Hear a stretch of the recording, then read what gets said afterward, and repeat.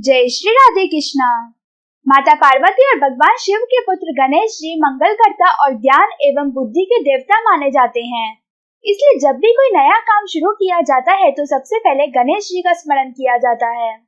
लेकिन वेद व्यास जी ने जब महाभारत महाकाव्य की रचना शुरू की तब उन्होंने न सिर्फ गणेश जी का स्मरण किया बल्कि गणेश जी को इस बात के लिए भी तैयार कर लिया कि वह महाभारत खुद अपने हाथ से लिखेंगे। गणेश जी ने कहा कि मैं महाभारत लिख तो दूंगा लेकिन आपको लगातार कथा बताते रहना होगा। अगर मेरी लेखनी रुक गई तो मैं लेखन का कार्य छोड़ दूंगा। महर्षि वेदव्यास ने गणेश जी के शर्त को मान लिया, लेकिन वेदव्यास जी ने भी गणेश जी के समक्ष एक शर्त रखी और कहा, गणेश आपको सब कुछ समझकर लिखना होगा। गणेश जी ने भी उनके शर्त को स्वीकार किया। दोनों महाभारत के महाकाव्य को लिखने बैठ गए। वेदव्यास जी महाकाव्य को अपने मुख से बोलने लगे और गणेश जी उसे समझकर शीघ्रता से लिखने लगे। कुछ देर लिखने के बाद अचानक से गणेश जी की कलम टूट गई। कलम महर्षि के बोलने की तेजी को संभाल न सका। गणेश जी समझ चुके थे कि उन्हें गर्व हो गया था, जिसके कारण वह महर्षि की शक्ति और ज्ञान को ना समझ सके।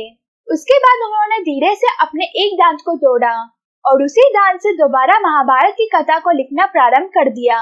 जब भी वेदव्यास जी को थकान महसूस होता वे एक मुश्किल सा छंद बोलते, जिसको समझने और लिखने के लिए गणेश जी को ज्यादा समय लग जाता था और महर्षि को आराम करने का समय मिल जाता था।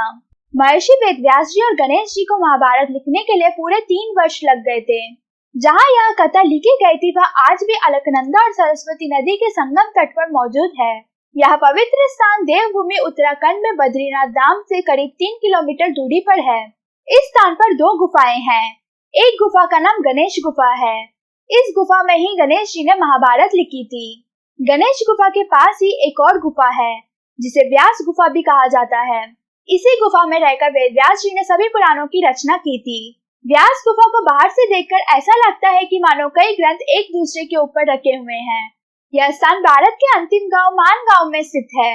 तो यह आज की वीडियो है। अगर आपको वीडियो अच्छी लगी तो लाइक शेयर कमेंट कीजिए और यूट्यूब चैनल को सब्सक्राइब कीजिए।